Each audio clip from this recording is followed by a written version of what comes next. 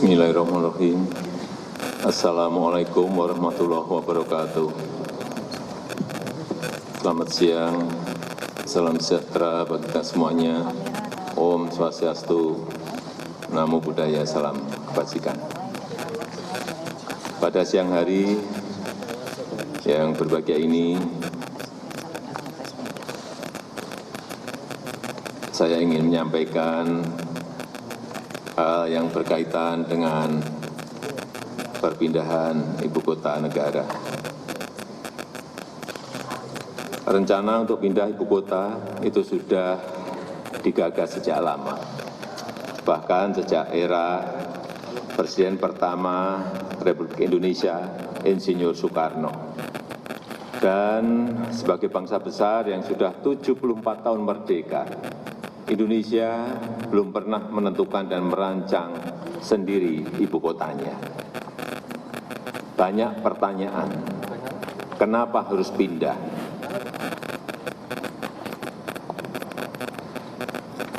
Yang pertama, beban Jakarta saat ini sudah terlalu berat sebagai pusat pemerintahan, pusat bisnis, pusat keuangan, pusat perdagangan, dan pusat jasa.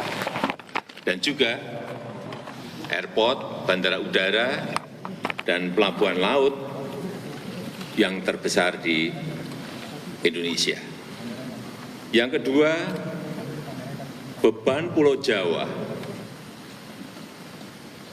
yang semakin berat dengan penduduk sudah 150 juta atau 54% dari total penduduk Indonesia, dan 58% PDB ekonomi Indonesia itu ada di Pulau Jawa, dan Pulau Jawa sebagai sumber ketahanan pangan. Beban ini akan semakin berat bila ibu kota pemerintahan pindahnya tetap di Pulau Jawa. Kemudian juga ada yang bertanya mengenai pendanaan. Perlu kami sampaikan bahwa total kebutuhan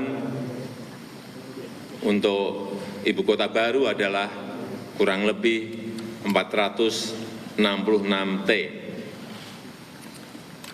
Nantinya 19% itu akan berasal dari APBN. Itu pun terutama berasal dari skema kerjasama pengelolaan aset di ibu kota baru dan di DKI Jakarta. Sisanya akan berasal dari KPBU, kerjasama pemerintah dan badan usaha, serta investasi langsung swasta dan BUMN.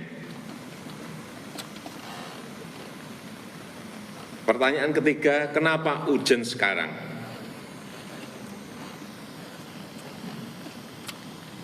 Kita tidak bisa terus-menerus membiarkan beban Jakarta dan beban Pulau Jawa yang semakin berat dalam hal kepadatan penduduk,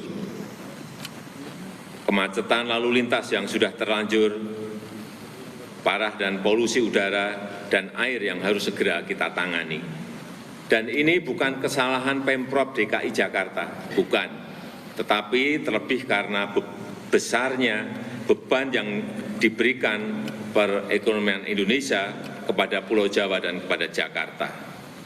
Kesenjangan ekonomi antara Jawa dan luar Jawa yang terus meningkat meskipun sejak 2001 sudah dilakukan otonomi daerah. Pemerintah telah melakukan kajian-kajian mendalam dan kita intensifkan studinya dalam 3 tahun terakhir ini. Hasil kajian-kajian tersebut menyimpulkan bahwa lokasi ibu kota baru yang paling ideal adalah di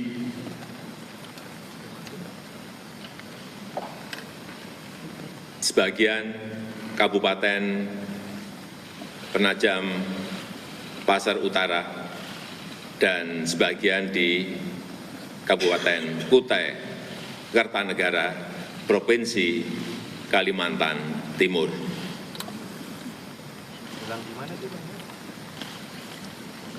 Kenapa di Kaltim? Ada pertanyaan, kenapa di Kaltim?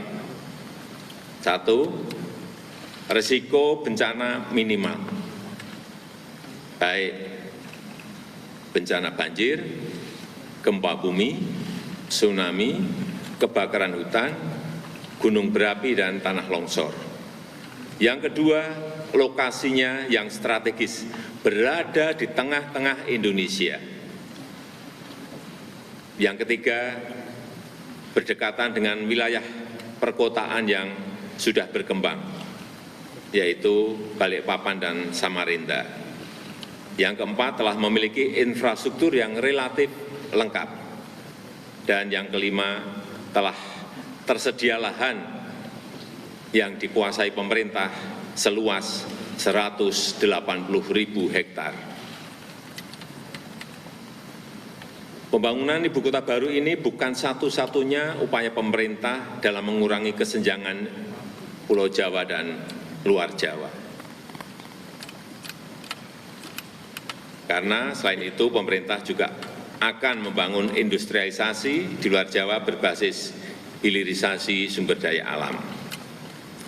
Dan Jakarta akan tetap menjadi prioritas pembangunan dan terus dikembangkan menjadi kota bisnis, kota keuangan, pusat perdagangan, dan pusat jasa berskala regional dan global.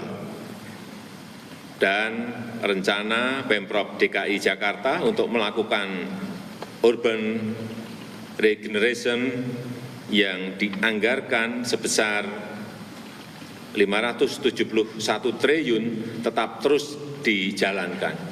Dan pembahasannya sudah pada level teknis dan siap dieksekusi. Saya paham bahwa pemindahan ibu kota negara ini termasuk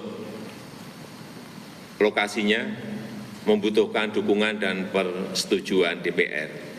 Oleh sebab itu tadi pagi saya sudah berkirim surat kepada Ketua DPR RI dengan dilampiri hasil-hasil kajian mengenai calon ibu kota baru tersebut. Sehubungan dengan hal tersebut, pemerintah akan segera mempersiapkan rancangan undang-undangnya untuk selanjutnya disampaikan kepada DPR. Demikian yang bisa saya sampaikan pada siang hari ini. Terima kasih. Wassalamualaikum warahmatullahi wabarakatuh.